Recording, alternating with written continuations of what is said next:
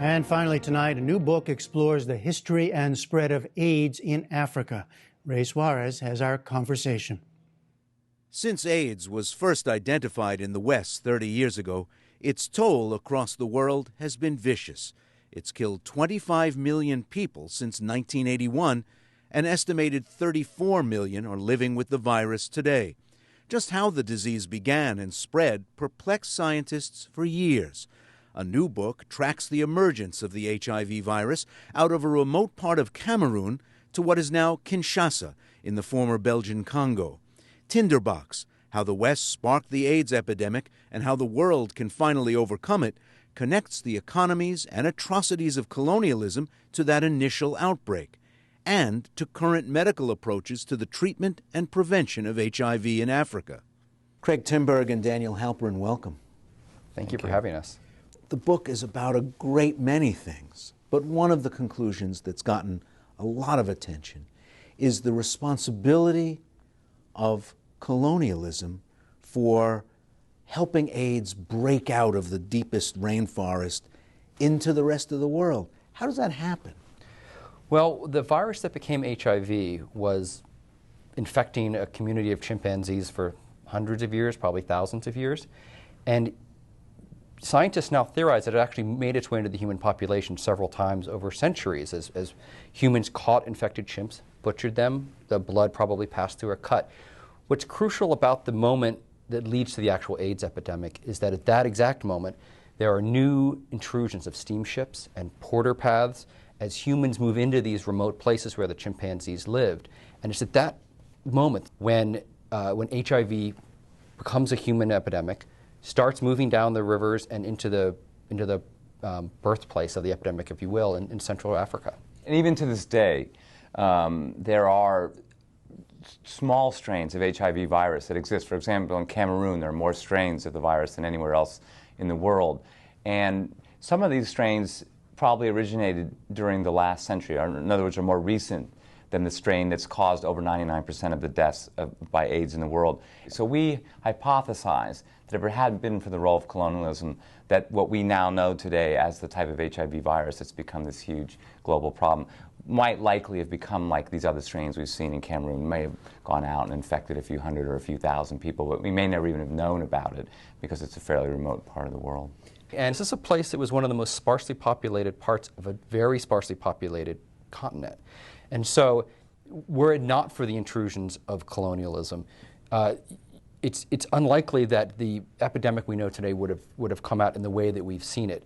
And in particular, they've been able to track porter paths where Africans are forced marched through the jungle. They're carrying guns and ivory tusks and rubber. They've been able to track that to exactly the place where these chimpanzees lived. And there would have been no reason for those people to go there before. They went there because they were forced to go there. And they come down these porter paths, they go to these trading stations, they get on steamships, and that becomes the actual spark for this epidemic. We can now see in retrospect that this was going on. And that perhaps gives us a little bit insight, hopefully, into how to approach the problem today. That as Westerners, we are not merely bystanders who care about what happened in Africa, but in a sense we have a little bit perhaps of responsibility to help remedy a situation that we may have partly helped to have initiated. What happened in later decades, in the 60s, 70s, and 80s, to allow HIV to become so deeply rooted in Africa and also break out to the rest of the world? The two really important things happen in the middle part of the 20th century.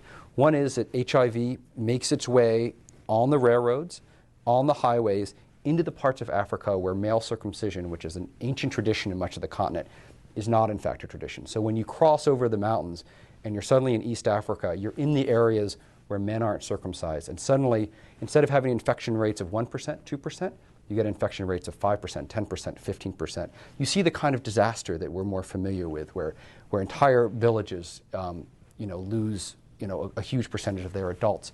And that kind of problem also moves into southern Africa, where also you have lower rates of male circumcision. And the other crucial thing that happens is that HIV makes its way to the Americas. It makes its way from Kinshasa in the 1960s to Haiti. And that's where Eventually, it works its way into the Americas, it works its way into the gay American population, and it spreads much more widely eventually. But the shadow of colonialism is never really gone from Africa, is it? When it comes to the way we look at AIDS sufferers, talk about and to the people who are HIV positive, how do you explain that part of it in your book? We believe, of course, that the Europeans and North Americans and other foreigners who are in Africa now and other places trying to help people with this epidemic are, in one sense, completely different from the colonialists who were there 100 years ago. They're not there to rape and to plunder, so to speak. They're there with good intentions. They want to help deal with this and other diseases. But there's, unfortunately, a little bit of a kind of paternalism or a hubris maybe that continues, a sense of we're the experts, we know what to do. There's been a lot of coverage in the book of the sort of condescending, paternalistic, tisk-tisk way of looking at African societies where people were changing their behavior and not getting much credit for it. When you look at what happened in societies when they faced this problem, several of them sort of did the math, right? They were faced with an incurable disease, it was spread by sex, it was fatal. And in several societies, the leaders of the societies, politicians, singers, religious leaders, led campaigns in which they said, if we're going to survive, we need to make changes in our own sexual behaviors as a society. And that ends up being enormously consequential when you're dealing with a sexually transmitted epidemic. You don't have a lot of love for the efforts to use high-tech responses, particularly in the African epidemic, whether it's antiretrovirals or universal urging to use condoms. Sort of technical fixes don't really get a lot of praise in this book, and I think you conclude that they're not going to work in the African context. These drugs are miraculous, right? This medicine brings people back from the edge of death, and anyone who's watched that happen understands the power of that. And we want as many people to be treated as possible. The issue we raise is it's not enough to treat people who already have this virus. To really win the fight against the epidemic, you need to prevent the next million, the next 10 million infections from happening. And now drugs may play a role in that, but we think that the most powerful role in the end will be played by the kinds of things we're talking about here: changes in sexual behavior, increasing the prevalence of male circumcision, and that's what history shows. The book is Tinderbox: How the West Sparked the AIDS Epidemic and How the World Can Finally Overcome It. It's a pretty big ambition in that title. Craig Timberg and Daniel Halperin, thank you both. Thank you, Ray. This was wonderful. Thank you.